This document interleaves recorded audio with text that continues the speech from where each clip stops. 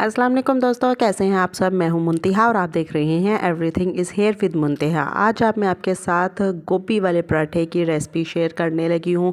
बहुत ही इजी है और सिंपल है इसको बनाना, लेकिन जिस तरीके से मैं बना रही हूं मैंने कहा आपके साथ शेयर करती हूं, उससे इसका टेस्ट बहुत अच्छे लेवल का होगा। तो मैं यहाँ पर रेसिपी बनाना स्टार्ट करती हूँ।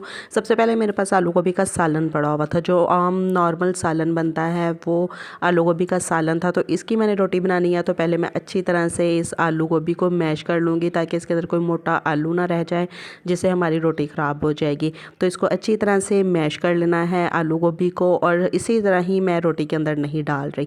इसके अंदर मैंने टेस्ट लेके आना है, फ्लेवर लेके आना है, और इसको बहुत इसका फ्लेवर जो है ना डेवलप करना है। तो उसके लिए यहाँ पे गोभी को मैंने अच्छी तरह से मैश कर लिया है, और मेरे पास यहाँ पे एक मैंने बारीक हरी मिर्च कटिंग कर ली है, हाफ़ टेबल स्पून खुश्क धनिया ले लिया है, और हाफ़ टेबल स्पून ही मैंने अनारदाना यहाँ पे ले लिया है। अब इन चीज़ों को मैंने इस आलू गोभी के अंदर डाल देना है। इससे देखिएगा इसका टेस्ट बहुत ही मज़े का होगा। आप मूली के आलू वाले पराठे सारे भूल जाएंगे जब ये वाला पराठा आप ट्राई करेंगे। तो इन तीनों चीज़ों को मैंने इसके अंदर डाल देना है। अब यहाँ भी बात ख़त्म नहीं होती, इसके अंदर मैंने थोड़े से स्पाइसी इसको बनाने के लिए खुश्क मसाले भी शामिल करने हैं, क्योंकि सालन के अंदर जो नमक मिर्च होती है वो नॉर्मल होती है, रोटी के अंदर थोड़ी सी हमें ज़्यादा चाहिए होती है। तो यहाँ हाफ़ टेबल स्पून मैं नमक शामिल कर दूँगी, हाफ़ टेबल स्पून मैंने इसके अंदर दड़ा मिर्च डाल देनी है। आपके पास अगर ये अवेल ना हो तो आप पिसी हुई सुरख मिर्च भी इसके अंदर डाल सकते हैं। तो अपने टेस्ट के मुताबिक नमक मिर्च आप इसमें डाल लें मज़ीद इसको अच्छा टेस्ट और फ्लेवर देने के लिए। तो यहाँ पे मैंने आटा ले लिया है, और जितना एक पेड़े का आटा होता है ना उतना मैंने ले लेना है, और इसको अच्छी तरह से मैं एक जैसा कर लूँगी, और फिर इसको मैंने अंदर से हाफ़ कर लेना है, क्योंकि हमने ये पराठा गोभी वाला बनाना है। तो इसके लिए हमें 2 छोटे-छोटे पेड़े चाहिए, तो इसके लिए मैंने इसको हाफ़ कर लिया है, और यहाँ गोल मैंने इसके पेड़े बना लेने हैं। ये देखिए कितना खूबसूरत सा पेड़ा रेडी हो गया है। इसी तरह दूसरा भी मैं बना लूँगी। तो ये दोनों पेड़े हमारे रेडी हो चुके हैं। तो अब मैंने इसको नॉर्मल साइज़ में एक छोटी रोटी की शेप में इसको बेल लेना है अच्छी तरह से।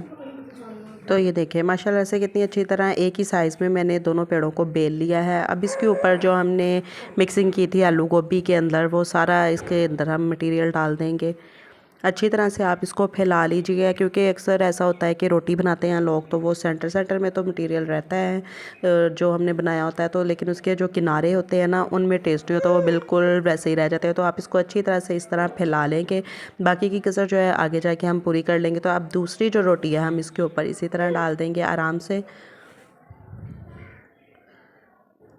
ये देखिए साइडों से एक बार हम इसको चिपका देंगे ताकि ये बाहर ना निकले। अब एक बार हाथों की मदद से इसको हम थोड़ा सा फैला लेंगे। ये इससे ये होगा कि हमारे जो मटेरियल अंदर वो सारी रोटी के अंदर अच्छी तरह से फैल जाएगा, किनारों तक भी आ जाएगा। तो अब इसको दोबारा से हमने एक अच्छी सी शेप में बेल लेना है रोटी को। एक साइड से इसको बेल लिया है, तो अब इसकी दूसरी साइड को भी आराम से उठा लेंगे ताकि ये टूटे ना, क्योंकि जो आलू गोभी का मटेरियल होता है वो बहुत सॉफ्ट होता है, तो उससे हमारी रोटी टूट भी सकती है। तो अब दूसरी साइड से भी बेल लूँगी ताकि ये एक जैसी हो जाए दोनों साइडों से।